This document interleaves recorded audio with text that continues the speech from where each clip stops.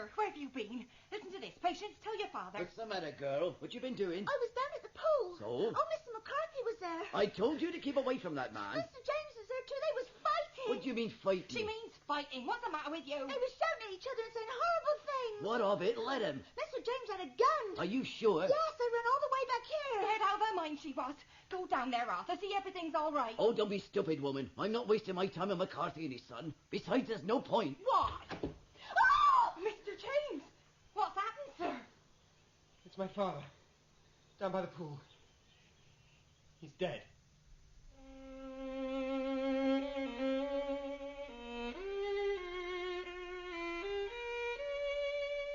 The Boscombe Valley Mystery by Sir Arthur Conan Doyle. Dramatized for radio by Bert Coules, with Clive Merrison as Sherlock Holmes and Michael Williams as Dr. John Watson, and featuring John Woodvine as John Turner and Danielle Allen as his daughter Alice. The Boscombe Valley Mystery.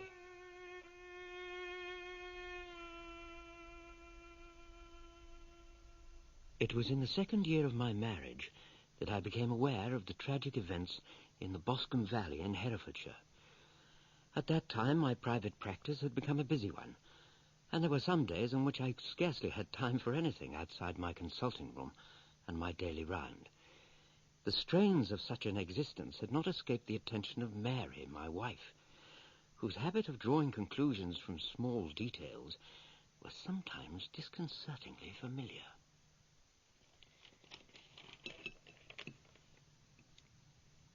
Well, John, what does Mr. Holmes have to say? Oh, how on earth did you know that this was from Holmes? A telegram from a patient would have had you rushing from the room at once. And there's a distinctly nostalgic look in your eyes. Shall you go? Good Lord, you're doing it again. Oh, John, stop it. You're sounding like one of your own stories. Why else would he wire if he didn't want you to rush off somewhere on an investigation? Have you a couple of days to spare? I've been sent for from the west of England. Shall be glad if you will come with me. Air and scenery perfect. I leave Paddington by the 11:15. Well, Dr. Anstruther will stand in for you. He owes you a favour. And you've been very pale lately. You certainly could do with a change. Thank you, Doctor. Or have you suddenly lost interest in Mr. Holmes and his cases? Now, that would be most ungrateful, seeing what I gained through one of them. Thank you, Doctor. So? I'll go and pack. I only have half an hour.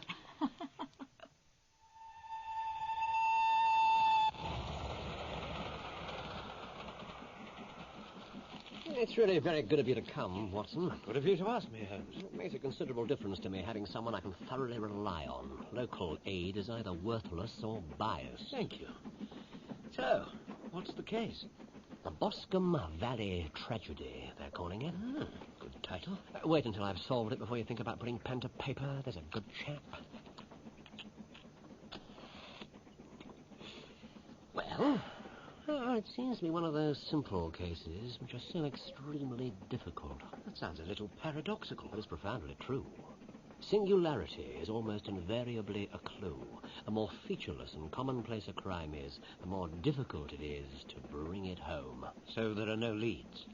On the contrary, they've established a very serious case against the son of the murdered man. It's a murder, then? Yes, Watson. It's a murder. James, I've only just heard. Miss Turner, you shouldn't be here. Oh, don't be foolish, Moran. James, speak to me. Alice. No. Best keep away from him, miss. Oh, what on earth do you mean? James, you must pull yourself together before the police arrive. Come on. Turn round and look at me. Oh! Covered in blood? Yeah. You're right. It does look bad for him. Yeah, there's more. McCarthy Sr. was beaten to death with a heavy blunt object. The son's shotgun was found lying beside the body. I can hardly imagine a more damning case. Circumstantial evidence can be very tricky. If you shift your point of view a little, you often find it pointing in an equally uncompromising manner to something completely different. Even so. The whole thing seems to me to be practically hopeless. How did you get involved? There are several people in the neighbourhood who believe in his innocence. Among them, Miss Alice Turner. Ah. please, Doctor. It's a little early to cast her in the role of romantic heroine. But it was she who sent for you. Indirectly, yes. Lestrade's in charge down there, and Miss Turner... Lestrade? But surely it's a purely local affair. Well, evidently there aren't enough metropolitan murders to keep the Scotland Yarders awake. Anyway, Miss Turner insisted on his contacting me. Insisted, eh? I imagine he loved that. And hence it is that we're flying westward at 50 miles an hour instead of quietly digesting our breakfasts at home. I wish the summons had arrived earlier. It would have been useful to have attended the coroner's inquest. I'd been away in Bristol for a few days on business. When I returned on Monday morning, my father wasn't at home. I took my gun and strolled out in the direction of Boscombe Pool. There's a rabbit warren there. Just a moment. You come home after a business trip, and your first impulse is to go out and shoot rabbits. I wanted to let off some steam. I was angry. You were angry. Your business had not gone well?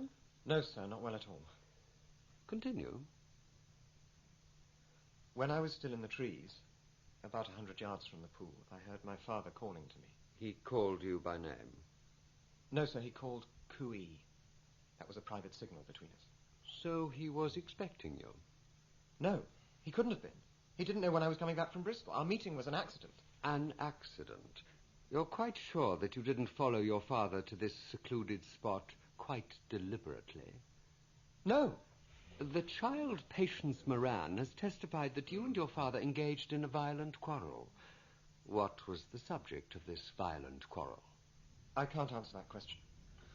Young man, you must be aware that this refusal will prejudice your case considerably. Perhaps you will condescend to answer this. Was this quarrel with your father an isolated incident, or had there been others? An isolated incident? No, sir, we were always fighting. What was the outcome of this final fight? There was no outcome. I could see that my father was in no state to listen to reason, so I turned and walked away from him. I hadn't gone many yards into the trees when I heard him. Father!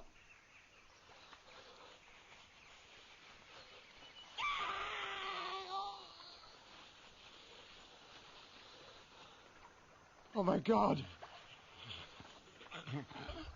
What? I can't hear you. A rat. What did you say? A rat.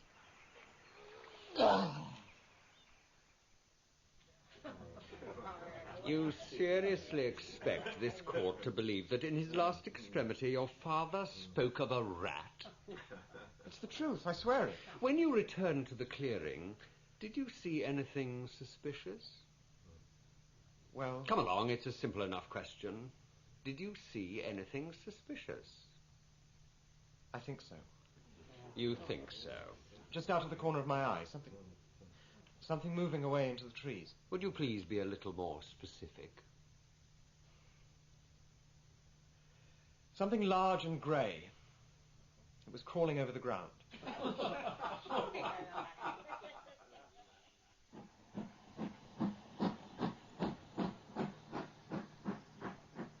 Mr. Holmes. Inspector Lestrade, you remember Dr. Watson? I certainly do. Doctor? Inspector? I see you're blending into the country setting, Lestrade. Those leather leggings are extremely fetching. Now, you know perfectly well that these country people are in awe of Scotland Yard. It does no harm to try to look like one of them. Quite right, my dear fellow. It does no harm to try. Now, are we going to conduct the entire case from this charming railway station, or are you going to show us the way to our hotel? Here, Father. Drink this. Here. Oh, no, don't spill it. Oh, for pity's sake, Alice. Don't treat me like a child. I can still hold a glass. I'm sorry. No, girl. I shouldn't snap at you. Here. Give me the stuff.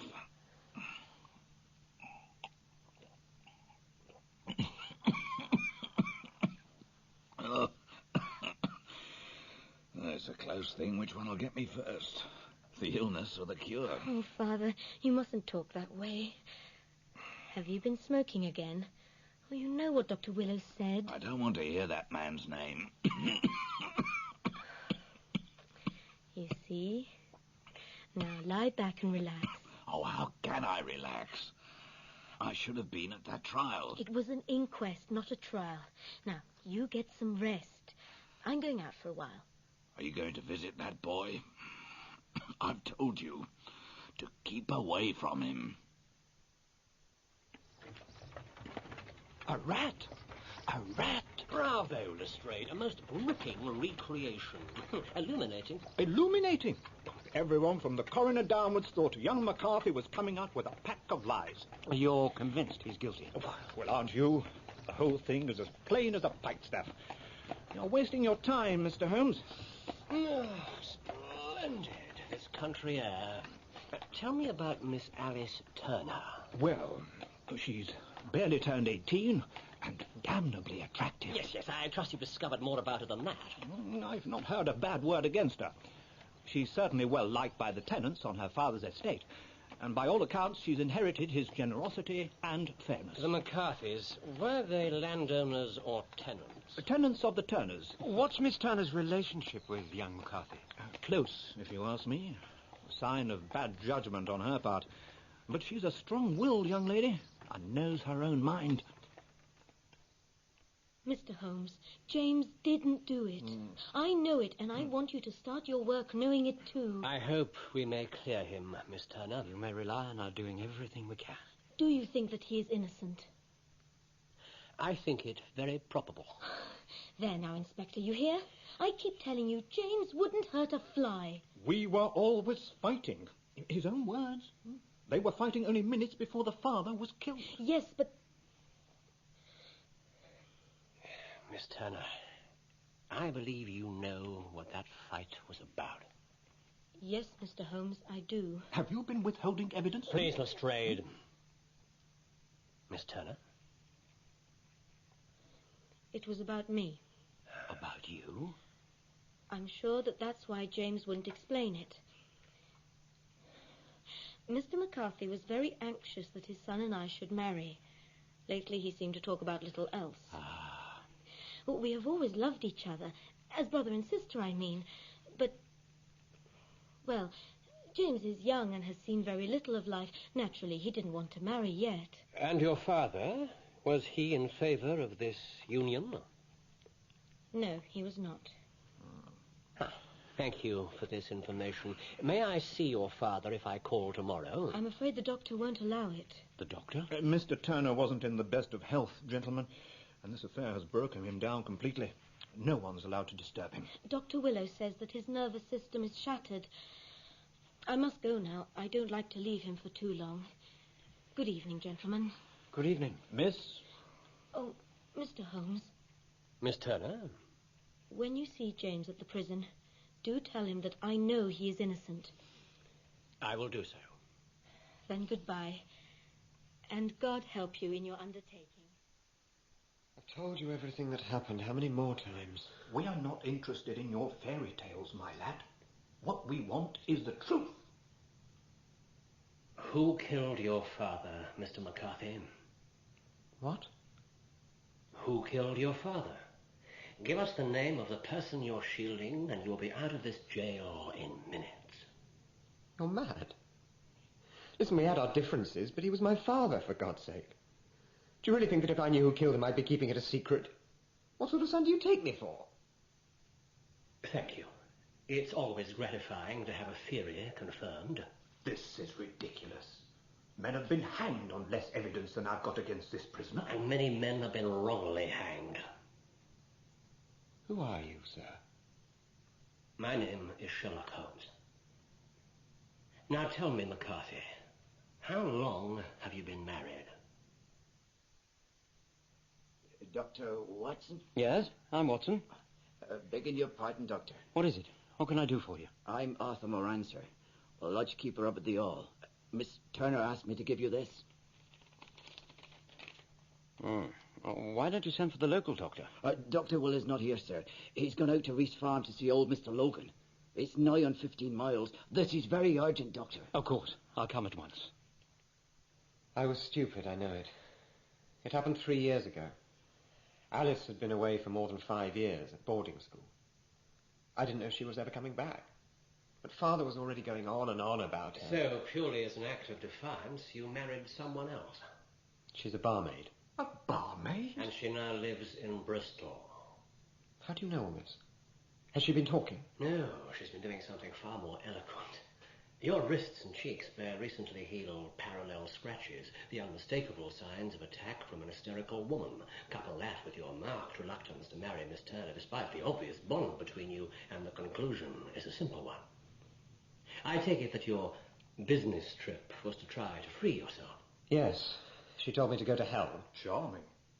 And even though the whole point was to spite your father, you lost your nerve and didn't tell him. He'd have killed me. He would have been very angry. Probably thrown me out. How would I have lived? Did anyone else know of this marriage? No one. And please, you mustn't tell Alice. I wouldn't hurt her for the world. Please. It will be a moment or two before it takes effect. Try to breathe slowly and evenly. It was so good of you to come, Dr. Watson. Oh, none of it. I've done what I can with what Dr. Willer's left here, but you must send for him as soon as he returns. I told you, Alice. No doctors. Oh, Father. I'm so sorry. No, that's perfectly all right, Miss Turner. Now, please don't excite yourself, sir. Give me your wrist. Try to relax. That's all I ever hear.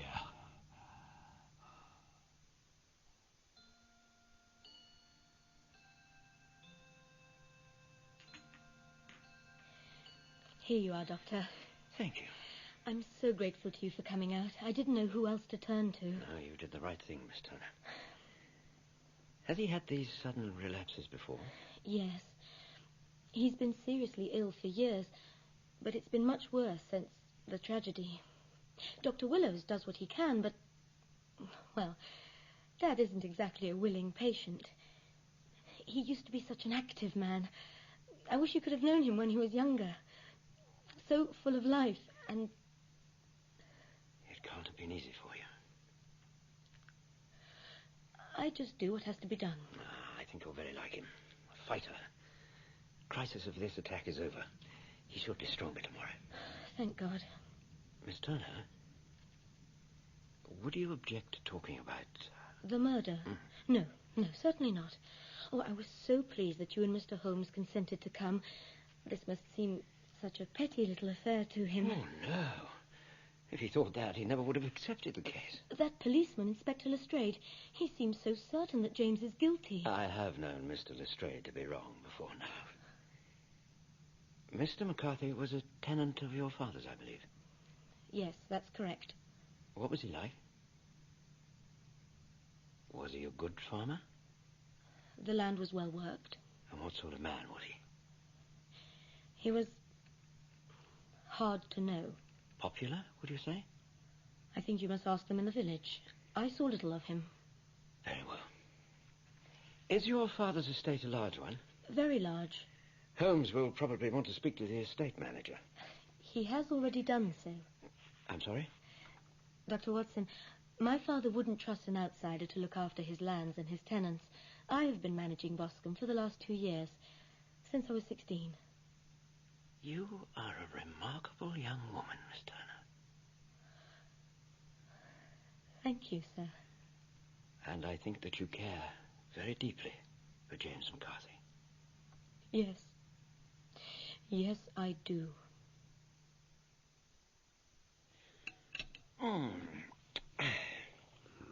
Excellent. You can't beat good country cooking. Tell me more about this McCarthy lad. I think he's sound at heart, though not exactly quick-witted. He's comely to look at. But to rush into marriage like that... Well, at least it explains his lack of interest in Miss Turner. I found that astonishing. The voice of the connoisseur, Watson? Really, Holmes? What else did you glean from your visit to the hall? And that really was a stroke of luck. Your client's father is dying. He has a history of diabetes, and this recent business has led to complications. Yes. Did you learn anything about the family's relationship with the murdered man? Miss Turner showed a marked reluctance to speak about McCarthy. I think she disliked him, possibly intensely. Indeed, even though he was in favour of the marriage and her own father was not? Despite that one difference of opinion, the two men were old friends, apparently. Did you know that Turner let McCarthy have Hatherley Farm rent-free? No, I didn't. Fascinating. Philanthropic towards the father, dislikes the son. Curious. Tell me about the house. It's well appointed, of course. There's a lot of money in the family. Mr. Turner made his fortune out in Australia, the height of the mining boom. Place is full of Australian pictures, souvenirs, that sort of thing. Made me feel quite nostalgic. I only spent a couple of years there when I was a boy. God knows it was a lawless sort of place back then, but it's the sort of land that gets into your bones, so to speak. Holmes, are you listening?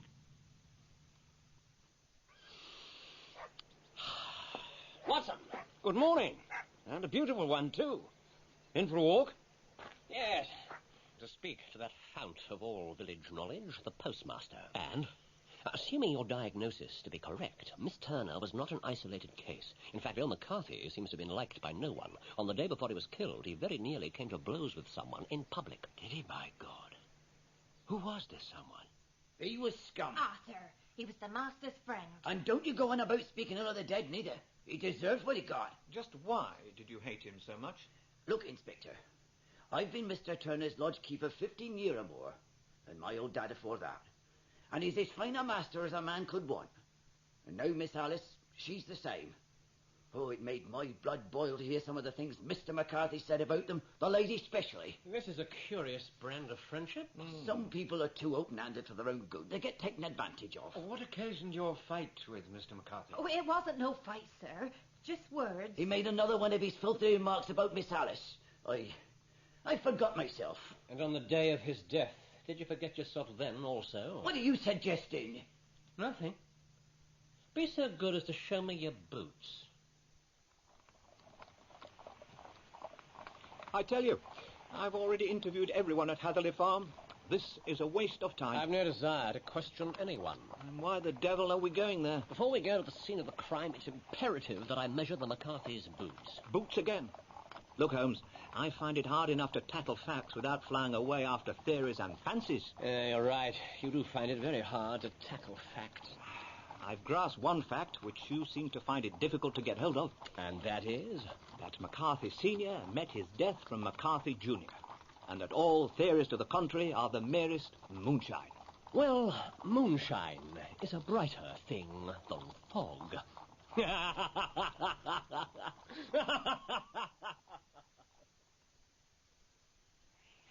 Here is where the body lay. Here are 3 separate tracks of the same feet. Young McCarthy's feet. Twice walking, once running. What's this? The butt end of the gun rested here. And there... the strayed a mole could trace him. What have we here? Square-capped boots, unusual boots. Left foot normal, right foot dragging. Yes. Single thread of wool snagged on this bark. Splendid. Now... Mr. Holmes. Inspector. Mr. Holmes. Charming. You shouldn't have interrupted him. Look at him. What does he think he's doing? He's like a different man when he's at the scene of a crime. It's almost as if it's the only time he's really alive. He's carrying on like a dog casting for a scent. Yes, I think that's exactly it. What's got into him now? Lost a bit of bounce, hasn't he, eh? Well, Holmes, a singular affair. Most singular. Oh, yes. You found your proof, have you? Your scientific proof? Well, if you want me to arrest Arthur Moran, you're going to have to give me some real evidence. Moran is not the killer. Oh, really? Oh, change your tune, have you? On the contrary, I never thought he was. This may interest you, Lestrade. Look, Holmes, I'm a policeman, not a geologist. What's interesting about an old stone? The fact that the murder was done with it. Oh, this is too much. I can't see any marks on it. There are none. But it exactly corresponds with the injuries, and it had been hurriedly discarded. The grass was growing beneath it. It had only lain there for a few days. And now I suppose you're going to tell me who the murderer is. He is a tall man, limps with the right leg, wears thick-soled, square-capped shooting boots and a full-length cloak, and smokes Indian cigars from a holder. Holmes, I'm a practical man. I can't go about the country arresting every man with a gammy leg. I'd be the laughing-stock of the yard. All right. I've given you your chance. Goodbye. Holmes? Holmes? Your coffee.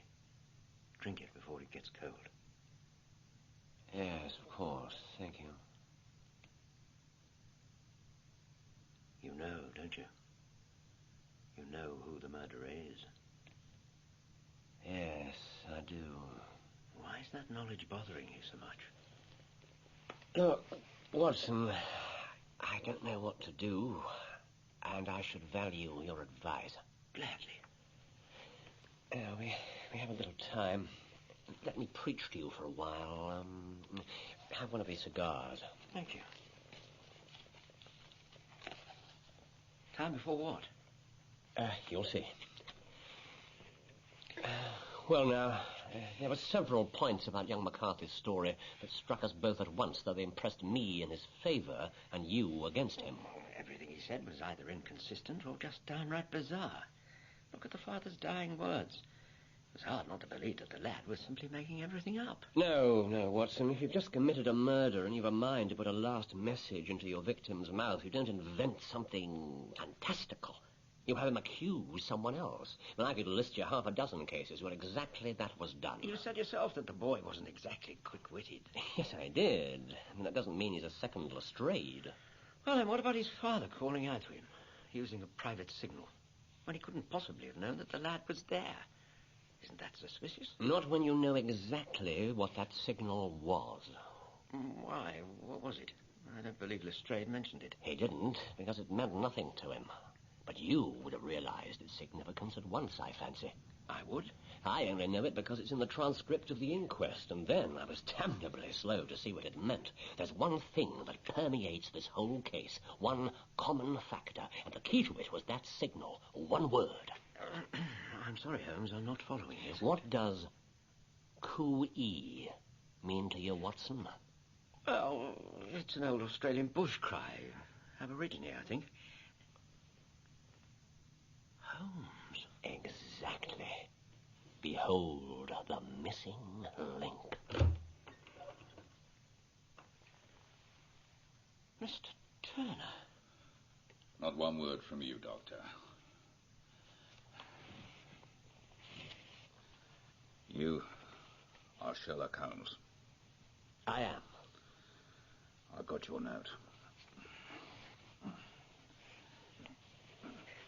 Holmes, what's the meaning of this? I assure you, Watson, I asked Mr. Turner to join us only if he felt fully able to do so. Well, I'm here and I'm still breathing. What do you want? First, let me provide you with a match for that excellent cigar which the doctor is eyeing so disapprovingly. Now, what about the other point in my note? Alice doesn't know I'm here. Very good.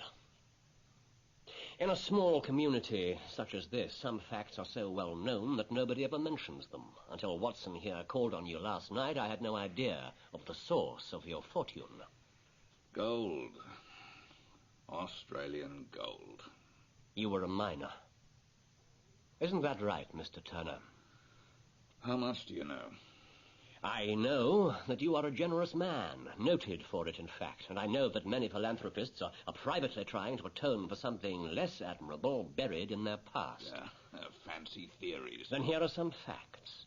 I know that it was to meet you that Charles McCarthy went down to the Boscombe pool on the day of his death. I know that it was to attract your attention that he called the single word Coules. And, of course, I know that you killed him. Holmes. So, you know everything. No, not everything. How long had Charles McCarthy been blackmailing you? So, that was it. Yes, Doctor. That was it. McCarthy's use of that particular signal made it clear that he had also spent time in Australia. Once I realized that, it was a simple deduction that your friendship with him dated from that long ago. Friendship? He was the worst enemy a man ever had. When I went out to Australia, I was a young chap, hot-blooded and restless, full of hope. It was supposed to be the promised land. There were fortunes just waiting to be made. The truth of it was very different. I had no luck with my claim. And you discovered, I fancy, that there are quicker and easier ways of obtaining gold than digging it out of the ground. Much easier. Whoa there, boy! Steady there! Throw down your gun! Hold on there, boy! Pete, check inside the wagon! Right, Jack! Jim, Bruce, unload the gold! Did he call you Jack? What if he did? Nothing. You're not Blackjack. You're never the Bellerin gang, are you? Yeah! We were famous. And we were young and we were rich. It's a dangerous combination.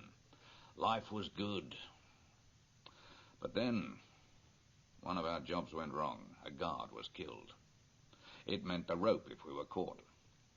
It stopped being a game. And McCarthy? He was a wagon driver on the Melbourne bullion run. It was our last job, and our biggest. By then, I had enough gold to get me back to the old country and set me up in a respectable life. I bought this land and settled down, and married my Catherine. God rest her soul. And then McCarthy appeared in England. Oh, I used to laugh when people talked about fate turning against someone. But we met up by accident. Pure accident. I'd all but forgotten him. But he remembered me well enough. And you've been in his power ever since. 20 years. He moved down here to the West Country. And he and his boy lived on my best land rent-free from that day on. Adding to your reputation for generosity in the process. All I wanted was to forget the past. But he wouldn't let me forget. He threatened to tell the police? The police?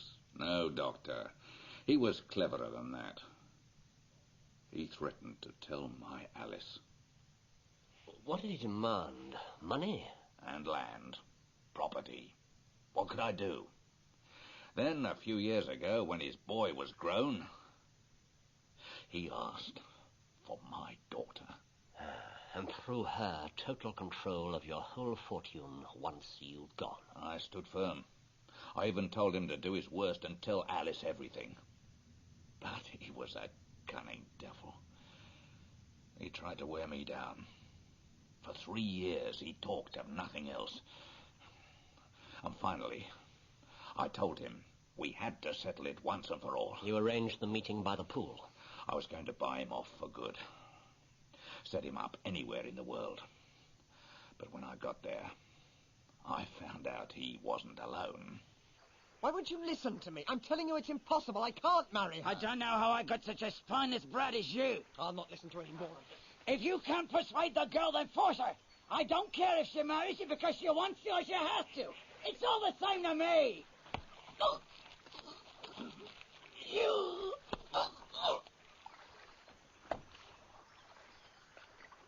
Father!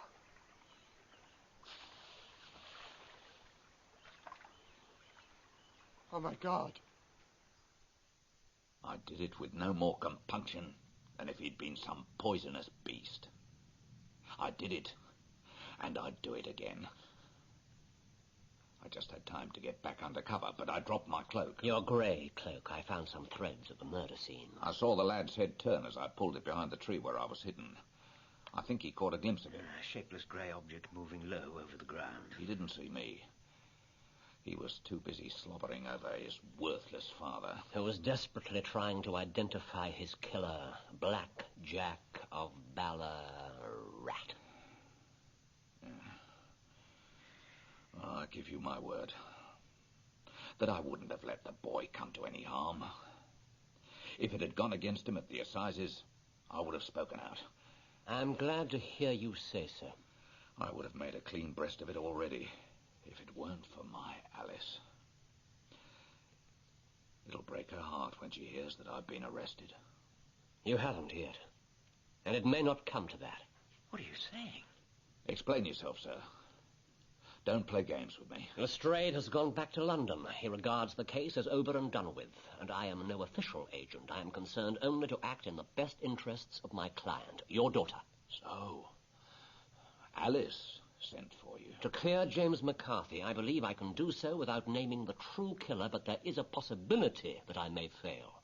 I shall write up your story and you shall sign it. I promise that I'll not produce it unless it proves absolutely necessary. Holmes, this is extremely irregular. How can I ever repay you? Name any sum. Keep your money. I'll sign whatever you send to me. If you should ever find yourself in the same position, a chance to rid the world of such a man and rescue everything you hold true and dear, well, I pray that you may never be exposed to such a temptation. Farewell, then. Your own deathbeds, when they come, will be the easier for the thought of the peace that you have given to mine. Gentlemen.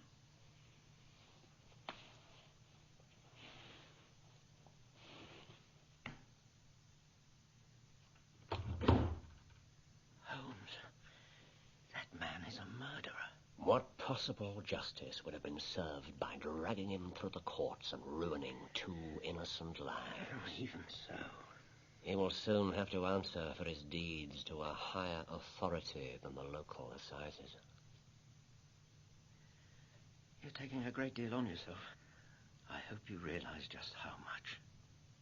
Oh, God, help us.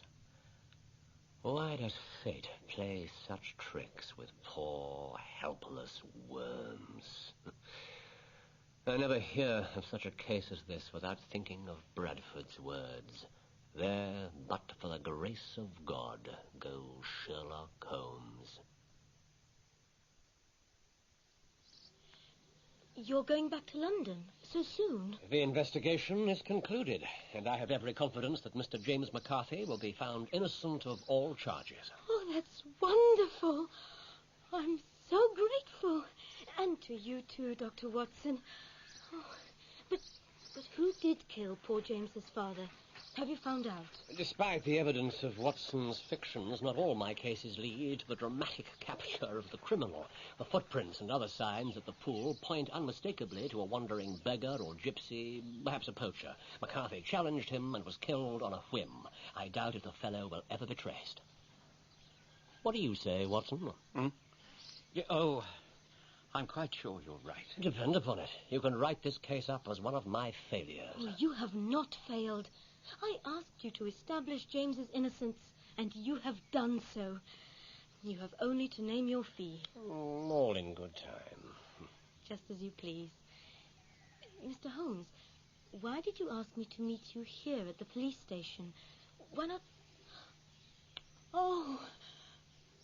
Hello, Alice. Oh, Mr. Holmes. Oh, James. Oh. You got him bail. It was the logical thing to do. You weren't, of course, motivated by their feelings for each other. Oh, really, Doctor? But what about his wife?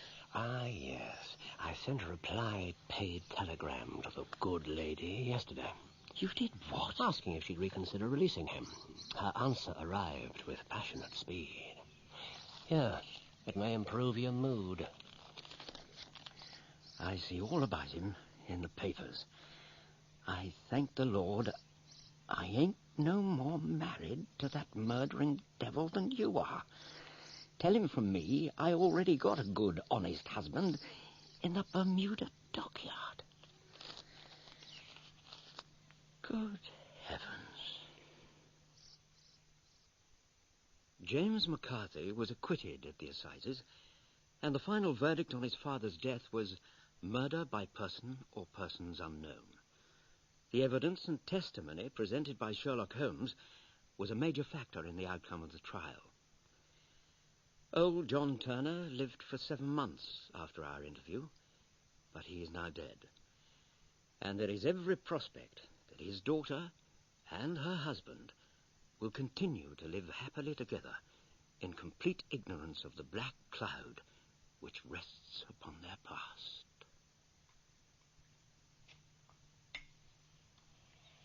Here you are. Thank you. It's good to be home. Aren't you having one? Yes, why not? Well, how did it go? I'm not sure I know how to answer that. Holmes solved the mystery, but he let the criminal go. Well, then he must have had an excellent reason for doing so. Yes, he did. And? And what? Oh, John, will it make a good story? Oh, yes, very good. Revenge and romance. Even a touch of comedy, if I can bring it off. Comedy? Holmes and Lestrade at each other's throats. I don't know which one's the worst. I think I could probably guess. I think you probably could. Come along now, or your homecoming meal will be spoiled. John? I'm sorry. I was just thinking about Holmes. Buried away on his own. Do you think we should invite him to dinner sometime? Well, would he come? No, probably not. Oh, well. Come on, my love.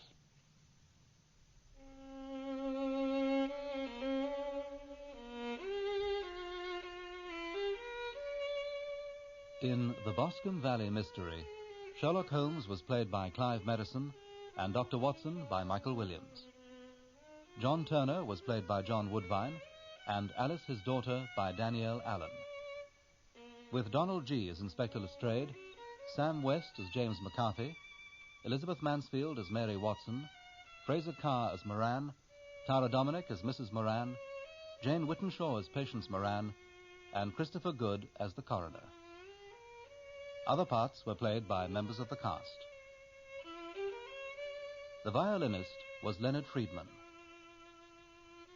The Boscombe Valley Mystery was dramatized for radio by Bert Coules and directed by Enid Williams.